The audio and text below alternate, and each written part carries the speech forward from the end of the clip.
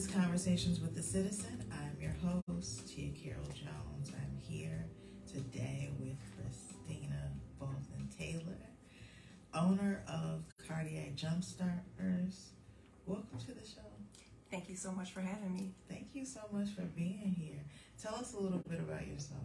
Sure. My name is Christina Bolton Taylor. As you mentioned, I am the owner and CEO of Cardiac Jumpstarters.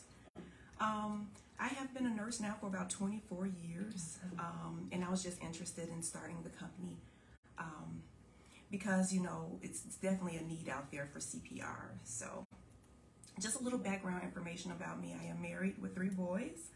My oldest just graduated from college. Wow.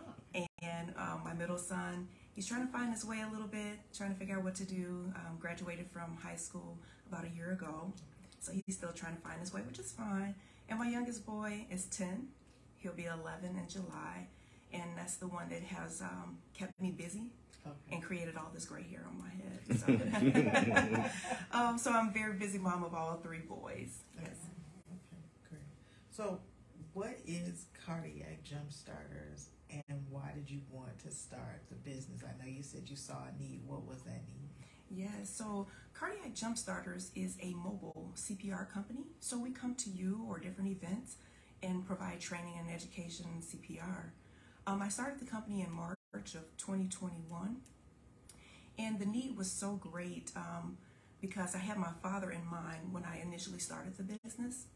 My father passed away in September of 2018 from choking, which led to his cardiac arrest, and it all happened while he was at home.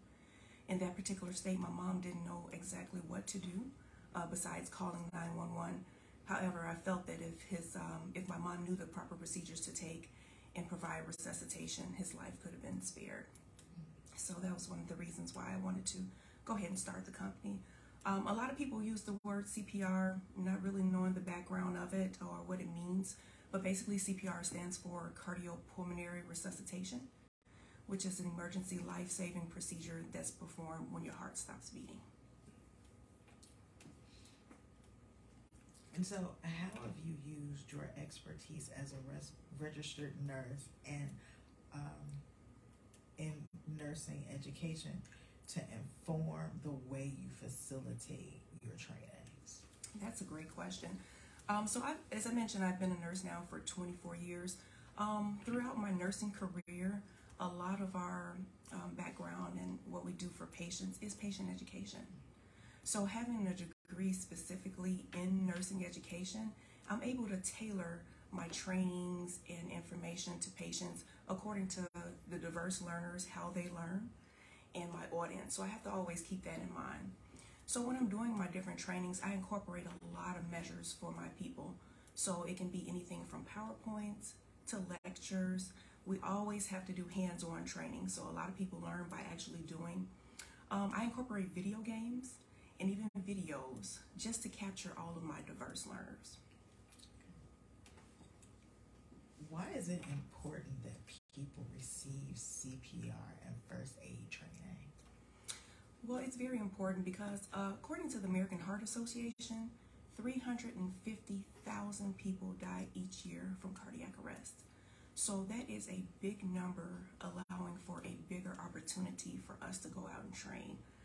The main focus is starting with compressions, which will get that blood circulating, and once that blood is circulating, you have a better chances of reviving that person. So the chances of survival doubles or even sometimes triple according to how soon you are able to respond. So the focus, along with the American Heart Association and what we teach as well, is first of all recognition, recognizing when it is time to start CPR, as well in calling 911 and continuing those efforts until the medical trained emergency services arrive on the scene. What other services does Cardiac Jumpstarters provide? So we provide first aid training.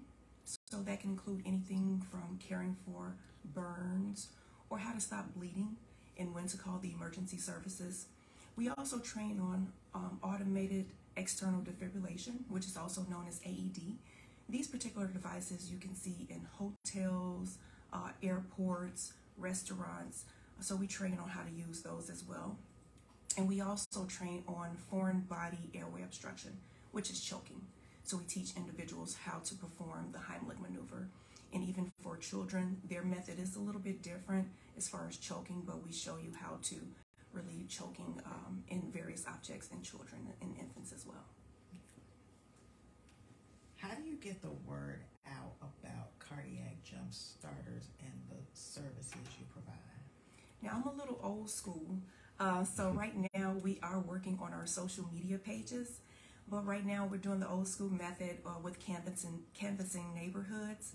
So we're on foot, we get out, we talk to individuals, we pass out flyers, business cards to churches, libraries, daycare centers, nursing homes. So whoever we come into contact with, we have that conversation. Just this past Saturday, we were invited out to a community baby shower event. They wanted us to focus more so on infant CPR and choking. So we were able to set up a table there with this particular event, and we met a minimum of 40 people who stopped by our table, gathered our information.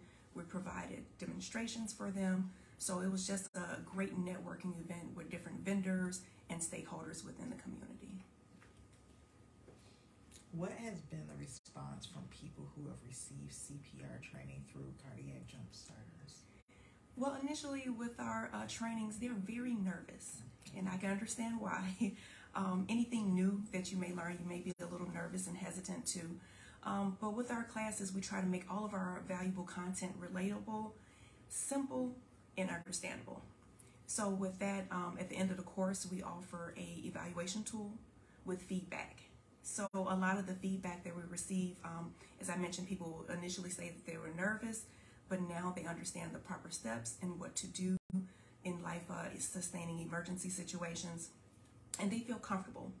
So overall, it's a very positive response. And as a matter of fact, we had a CPR class yesterday inside the hospital. So besides clinical people that involves your nurses and CNAs and things like that, we have people from medical records or central supply or housekeeping that attends our class. And overall, they said it's a very good course. They enjoy the hands-on portion, and they give us very positive feedback. So I was appreciative of that. Great, great. Where can people go to find out more about cardiac jump starters? As of right now, you can give us a call. Our number is 708-968-5012. We also have an email address, which is cardiacjumpstarters, all one word, @gmail.com. And we also have our website up and running where you can schedule courses, ask questions, look at content at www.cardiacjumpstarters.com. Okay, great. Before we wrap up, is there anything else you'd like our audience to know? Just the importance again of CPR and the early recognition of it. We are available to train and educate as many people as we can reach. We provide demonstrations, so if anyone wants a demonstration, we can come out and just do that, which will be about 30 or 45 minutes. But our aim, again, is to get individuals certified. So we just want to get the name out there, even if you don't go with cardiac jump starters, just get trained because you never know when you may have to use it. Okay, great, great. Thank you so much for being here. No problem. Thank you for having me again. Remember to make plans to join us again next week for Conversations with the Citizen.